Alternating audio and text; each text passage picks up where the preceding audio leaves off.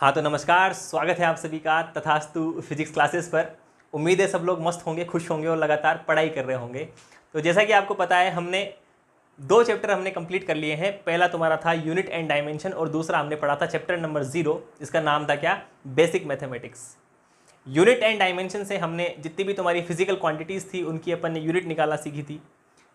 और उसके बाद हमने पढ़ी थी क्या, बेसिक मैथमेटिक्स, जहाँ से हमने कुछ फॉर्मूले जो सीखे थे उनको अब क्या करेंगे, हम यहाँ पे यूज़ करेंगे। तो तुम्हारा जो चैप्टर नंबर 2 है, क्या है तुम्हारा chapter number 2, motion in a straight line. क्या दे रखा है यहाँ पे, motion in a straight line, एक सीधी रेखा में गति की अपन क्या करेंगे, यहाँ पे बात करेंगे। अब चूंकि तुम्हारा आज का जो लेक्चर है वो इंट्रोडक्टरी लेक्चर है, यहाँ पे अपन क्या करवाएंगे, तुमको सिर्फ और सिर्फ इंट्रोडक्शन देंगे इस चैप्टर का। यहाँ अपन क्या पढ़ने वाले हैं, कैसे अपन मोशन से डील करेंगे, वो सब अपन यहाँ पे क्या करने वाले हैं, आज डिस्कस करने वाले हैं। तो सबसे पहले तो देखो, हमें ये जानना पड़ेगा कि मोशन है क्या। क्या हमें सबसे पहले ये जानना है कि मोशन क्या है। ये जो अपन ने लिखा है मोशन, देखो मोशन का चैप्टर तुमने 9th क्लास में नहीं पढ़ा है। 9th क्लास याद करो, 9th क्लास। तो सर बार बार आप पुरानी बातों पर पूछ जाते हो, पुरानी बातें हमें नहीं याद। देखो मोशन, जहाँ तक अपने को बात करते हैं मोशन की, मोशन तुमने पढ़ा है 9th क्लास में, जहाँ तुमने क्या किए थे, अलग अलग टाइप्स पढ़े थे मोशन के। सर्कुलर मोशन होता है, ठीक है, लीनियर मोशन होता है, रोटेशनल मोशन होता है, ठीक है, वाइब्रेशनल मोशन होता है, ऑसिलेटरी मोशन होता है। मतलब ये सारे टाइप क्या हैं, ये तुम्हारे मोशन के ये टाइप हैं। अब यहाँ अपन पढ़ने वाले हैं motion in a straight line. इसको अपन ये भी बोल सकते हैं क्या, और one dimensional motion, one dimensional motion.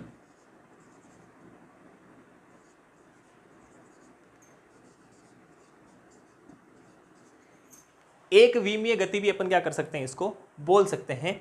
इसका मतलब ये है, अब देखो अपन मोशन की बात कर रहे हैं, तो क्या ये मोशन का कॉन्सेप्ट आज का है या बहुत पुराना कॉन्सेप्ट है। क्योंकि कोई भी चीज़ है उसको डिस्कवर होते होते टाइम लगता है, बहुत सारी सदियाँ बीत जाती हैं। अपन किसी भी चीज़ को अगर डिस्कवर करते हैं, आज तो अपने पास क्या है कि बहुत सारी चीज़ें, अपने पास बहुत सारे इक्विपमेंट्स हैं जिससे अपन क्या कर पाते हैं कि बहुत सारी चीज़ें अपन आसानी से देख पाते हैं। जैसे मान लो क्रिकेट में चल रहा है, कोहली ने सिक्सर मारा, सिक्सर मारते ही क्या, बॉल चली गई ग्राउंड के बाहर। अब उसी टाइम पे हमें उस बॉल का पाथ भी दिख जाता है जो उसने प्रोजेक्टाइल करके बनाया होता है। ऐसे उस टाइम पे उसने ये, मतलब उसी इंस्टेंट पे हमें ये पता लग जाता है कि बॉल ने इतनी हाइट ट्रेवल की है, बॉल ने इतनी डिस्टेंस ट्रेवल की है। तो अभी हमारे पास तो मतलब जो हाई रिजोल्यूशन के जो इक्विपमेंट्स हैं वो अपने पास अभी इस टाइम पे तो मौजूद हैं। लेकिन जो पहले वाली जो जनरेशन थी, जो आज से मैं बात करूँ, जैसे 100, 200, 300 साल पुरानी जनरेशन की बात करूँ, उस टाइम पे लोगों के सोचने का तरीका थोड़ा अलग था। अब जब तक तुम्हारा मोशन डिस्कवर नहीं हुआ था, तो उसके पहले लोगों ने मोशन के बारे में सोचना ही नहीं, कभी सोचा ही नहीं होगा कि मोशन नाम की भी कोई चीज़ होती है। फिर जैसे तुम्हारी 16वीं 17वीं शताब्दी आई, जब मैं बात करता हूँ तुम्हारी 16वीं और 17वीं शताब्दी की अगर मैं बात करता हूँ, तो उस टाइम पे कौन आए, गैलीलियो आया, न्यूटन आया। तो उसने बताया कि जैसे मान लो, अब गैलीलियो आया तो उसने बताया कि जो तुम्हारा मोशन होता है, जैसे गैलीलियो ने बताया किसके लिए, मोशन के लिए बताया कि अगर मैं किसी बॉडी को मूव करवा रहा हूँ किसी फ्रिक्शनलेस सरफेस पे, मतलब ऐसी सरफेस जिसका फ्रिक्शन क्या हो, ज़ीरो हो। फ्रिक्शन मतलब कि अगर मैं किसी बॉल, या जैसे मान लो मैं बॉल को किसी सरफेस के ऊपर फेंक रहा हूँ, तो फेंकने पे वो बॉल क्या करती रहे, हमेशा मूव करती रहे। ऐसी सरफेस में बना दूँ, मतलब एकदम स्मूथ सरफेस, क्या बना दूँ मैं, एकदम स्मूथ सरफेस अगर ऐसी बना दूँ तो हमेशा क्या करती रहेगी, मूव करती रहेगी वो। अब ये जो उसने डिस्कवरी की थी, ये अरस्तु के थॉट पे की थी, कि अरस्तु ने बताया था हमें क्या, कि किसी भी ऑब्जेक्ट की इनिशियल जो स्टेट होती है वो क्या होती है, रेस्ट होती है। मतलब कोई भी मूव करता हुआ बॉडी, कोई भी मूव करता हुआ ऑब्जेक्ट हमेशा क्या चाहेगा, वो अपनी इनिशियल स्टेट में आना चाहेगा, वो हमेशा रुकना चाहेगा। फिर उसके बाद गैलीलियो आया था, उसने बताया था कि नहीं आप ऐसे, मतलब ऐसे आप गलत बोल रहे हो। ऐसे मान लो कि अगर मैं फ्रिक्शन ही हटा दूँ उसका, तो कोई बॉडी मूव कर रही है तो मूव भी करती रहेगी हमेशा वो। तो ये बाद में गैलीलियो ने बताया था। फिर उसके बाद न्यूटन भी आए, उन्होंने बताया कि जैसे ग्रेविटी नाम की भी कोई चीज़ होती है जिस वजह से अपन किसी ऑब्जेक्ट को ऊपर फेंकते हैं तो वो पृथ्वी की तरफ क्या करता है, वो मूव करता है। तो ये भी एक काइंड का क्या है, तुम्हारा मोशन है। ये भी क्या है, तुम्हारा मोशन है। तो वो धीरे धीरे अपन जानेंगे।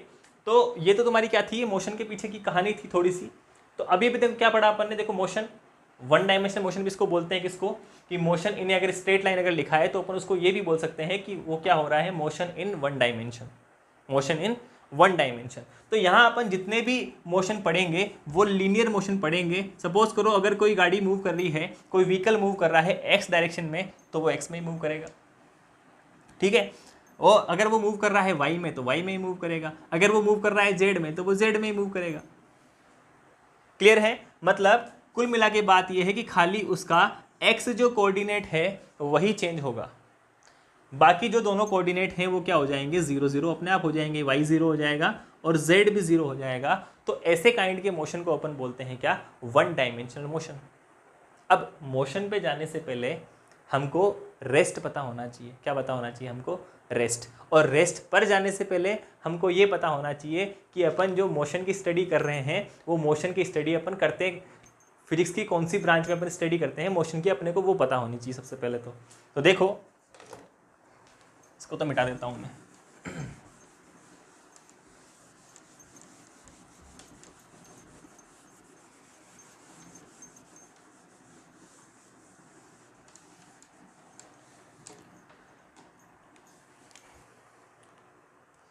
देखो जो भी अपन पढ़ेंगे, अभी अपन जो तुम्हारी 11th क्लास के अंदर अपन पढ़ रहे हैं वो सारा पार्ट किसका है, तुम्हारा मैकेनिक्स का। किसका पार्ट है,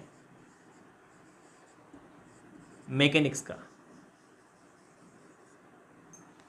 क्या पढ़ेंगे अपन यहाँ पे, मैकेनिक्स पढ़ेंगे। देखो मैकेनिक्स जो है वो डील करता है, mechanics deals with motion of an object. तो मैकेनिक्स जो है वो डील करती है किससे, मोशन ऑफ एन ऑब्जेक्ट। अब देखो मोशन जो तुम्हारा होता है, ये मोशन भी तुम्हारा दो टाइप का होता है। कितने टाइप का होता है, दो टाइप का क्या होता है तुम्हारा मोशन होता है। क्या, एक मोशन तो वो होता है जिसमें अपने को कोज का पता नहीं, मतलब कारण का पता नहीं होता, कोज अननोन। मतलब एक मोशन तो ऐसा होता है जिसके अंदर अपने को कि वो मोशन जो हो रहा है उस मोशन के होने के पीछे का कारण क्या है, उस मोशन के पीछे कौन कौन से फोर्स लग रहे हैं और उस मोशन को कौन कौन से फोर्स इफेक्ट कर सकते हैं, उन सब चीज़ों को हमको यहाँ पे कंसिडर नहीं करना है। यहाँ पे अपन जो भी मोशन पढ़ेंगे उसके अंदर सिर्फ और सिर्फ हम स्टडी करेंगे उसके मोशन की, ना कि वो किस वजह से हो रहा है, किसने उस मोशन को करवाने के लिए मान लो उसको पुश किया है किसी बॉडी को, या फिर कोई किसी इस बॉडी को खींच रहा है, किधर से कोई फोर्स लग रहा है। हम उस चीज़ को अपन क्या नहीं करेंगे यहाँ पे, कंसिडर बिल्कुल भी नहीं करेंगे। अपन यहाँ पे क्या पढ़ेंगे, बिना कोज का मोशन पढ़ेंगे। फिर एक मोशन तुम्हारा होता है जिसके अंदर तुम्हारा जो कोज होता है, मतलब जो भी तुम्हारा कारण होता है वो क्या होता है, नोन होता है, जानी पहचानी बात होती है जिसमें। तो वो क्या होता है तुम्हारा कारण, क्या होता है यहाँ पे, नोन होता है। मतलब हमें यहाँ पे फोर्स का पता होता है। हम यहाँ पढ़ेंगे मोमेंटम क्या होता है, हम यहाँ पढ़ेंगे मास का मोशन पे क्या इफेक्ट पड़ता है, वो दूसरे टाइप का मोशन होता है। और ये दोनों टाइप के मोशन मैकेनिक्स की दो अलग अलग ब्रांच में पढ़े जाते हैं। ये जो दोनों टाइप के मोशन मैंने लिखे हैं यहाँ पे, ये मैकेनिक्स की दो अलग अलग ब्रांच में पढ़े जाते हैं। मैं उन ब्रांच का नाम लिख देता हूँ, ये तो लिख लो फटाफट, जिसको लिखना है वो लिख लो इसको। हाँ तो अब देखना, मैकेनिक्स की दो ब्रांच होती है। पहली होती है काइनेमेटिक्स,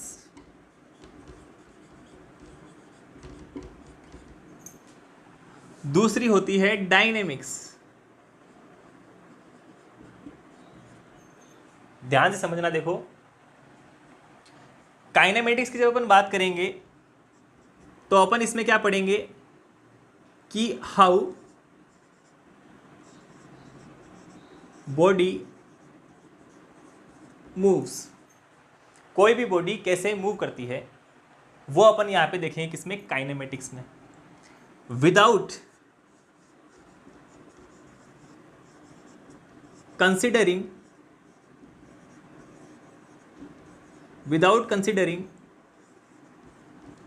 cause ऑफ मोशन। मतलब यहां हम ये नहीं पढ़ेंगे कि मोशन के पीछे होने वाला कारण क्या है, ठीक है। यहां अपन क्या नहीं पढ़ेंगे, फोर्स नहीं पढ़ेंगे। यहां अपन क्या नहीं पढ़ेंगे, मोमेंटम नहीं पढ़ेंगे। यहां अपन क्या नहीं पढ़ेंगे, फोर्स अपन यहां नहीं पढ़ेंगे, यहां हम मोमेंटम नहीं पढ़ेंगे, यहां मास का कोई लेना देना नहीं होगा, मास भी अपन यहां पे नहीं पढ़ेंगे। फिर तुम्हारी आती है क्या, डायनेमिक्स। क्या आती है आगे, डायनेमिक्स। अब इसका ऑपोजिट कर दो, जो यहाँ पे लिखा है उसका जस्ट उल्टा हो जाएगा। यहाँ भी अपन पढ़ेंगे तो मोशन ही, क्या पढ़ेंगे अपन यहाँ पे, पढ़ेंगे तो अपन यहाँ पे मोशन ही, लेकिन मोशन के साथ अपन क्या कर देंगे, यहाँ पे ऐड कर देंगे क्या, यहाँ अपन फोर्स के बारे में पढ़ेंगे, कोज पढ़ेंगे, क्यों तुम्हारा मोशन हो रहा है। यहाँ हम मोमेंटम पढ़ेंगे, क्या पढ़ेंगे अपन यहाँ पे, मोमेंटम भी यहाँ पे अपन पढ़ेंगे। मास की डिपेंडेंसी भी अपन देखेंगे कि अगर किसी बॉडी का मैं मास बढ़ा दूं तो मास बढ़ाने से उसके मोशन पे क्या इफेक्ट पड़ेगा, वो भी अपन पढ़ेंगे किसके अंदर, डायनेमिक्स में। समझ गए। तो मैकेनिक्स में अपन दोनों चीजें पढ़ते हैं। क्या यहाँ पे देखो, इसमें एनर्जी का कॉन्सेप्ट भी अपन आएगा, यहाँ पे क्या आएगा, एनर्जी का कॉन्सेप्ट भी यहाँ पे आएगा। तो मैकेनिक्स में अपन दोनों चीजें पढ़ते हैं, क्या, कोज प्लस कोज भी पढ़ते हैं अपन, और विदाउट कोज। मतलब किसी भी बॉडी के पीछे, किसी बॉडी का होने वाला जो मोशन है उसके पीछे का कारण भी अपन यहाँ पढ़ते हैं, और उसके पीछे अगर कोई कारण है भी नहीं तो उस टाइप का मोशन भी अपन यहाँ पे पढ़ते हैं, किसके अंदर, मैकेनिक्स में। किसमें पढ़ते हैं, मैकेनिक्स में। तो कुल मिला के बात यह है कि जब अपन डायनेमिक्स पढ़ेंगे तब अपन वहाँ पढ़ेंगे क्या, न्यूटोनियन मैकेनिक्स। क्या पढ़ेंगे वहाँ पे अपन, न्यूटोनियन मैकेनिक्स पढ़ेंगे। वहाँ पे तुम्हारे क्या आएंगे, न्यूटन्स के जो रूल्स हैं वो सारे क्या आ जाएंगे, डायनेमिक्स में आएंगे। अभी अपन यहाँ पे क्या पढ़ेंगे, तुम्हारी जो सिंपल जो इक्वेशंस हैं वो सारी अपन यहाँ पे पढ़ने वाले हैं। वो इक्वेशन जो तुमने 9th क्लास में पढ़ी थी ना, वेलोसिटी की इक्वेशन पढ़ी थी, इक्वेशन ऑफ मोशन, याद आया, 3 इक्वेशन ऑफ मोशन थी, अरे याद आया होगा कुछ तो वो इक्वेशन ऑफ मोशन अपन यहाँ पे पढ़ने वाले हैं इस काइनेमेटिक्स में। तो हमारा जो चैप्टर है motion in a straight line, वो पूरा बेस्ड है किसके ऊपर, काइनेमेटिक्स में। और इसका जो अगला चैप्टर है मोशन इन ए प्लेन, वो भी तुम्हारा किस में आएगा, इस काइनेमेटिक्स में ही आने वाला है। तो इसको तुम आराम से इसको नोट करो। फिर अब मैं तुम्हें बताता हूँ कि हमें और क्या पढ़ना है इसके अंदर। मिटा दो इसको।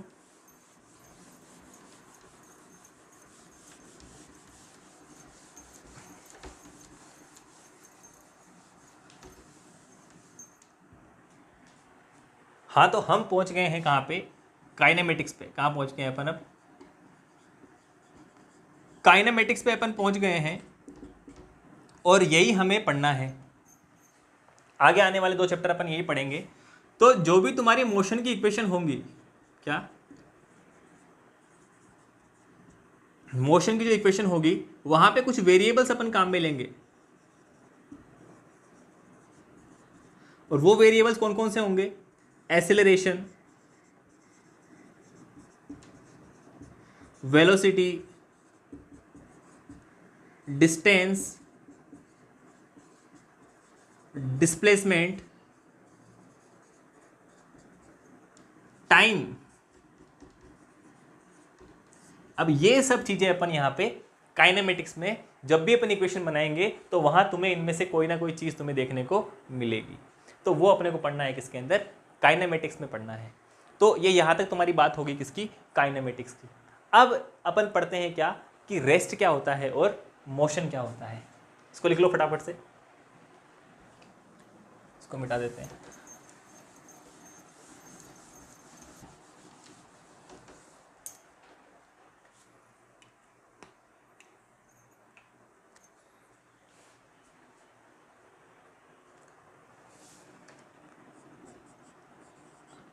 हाँ, तो आगे देखना। अब क्या हेडिंग है तुम्हारी, rest.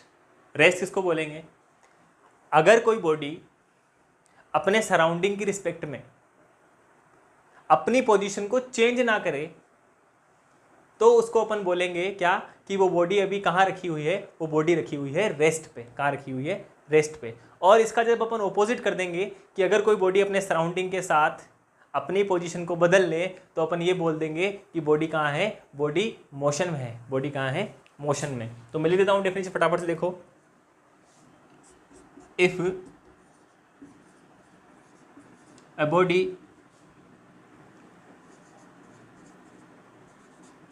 does not change its position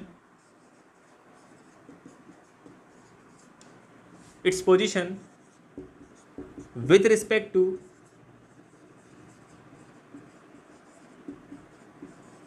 surroundings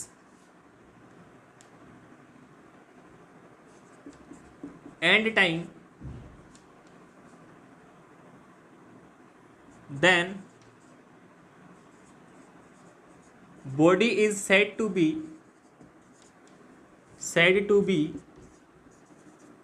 in rest. Next है मोशन। नेक्स्ट क्या है?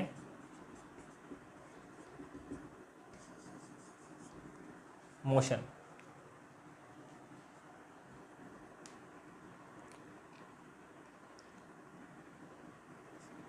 if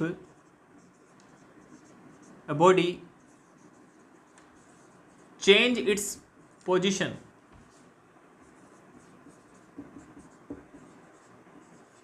with respect to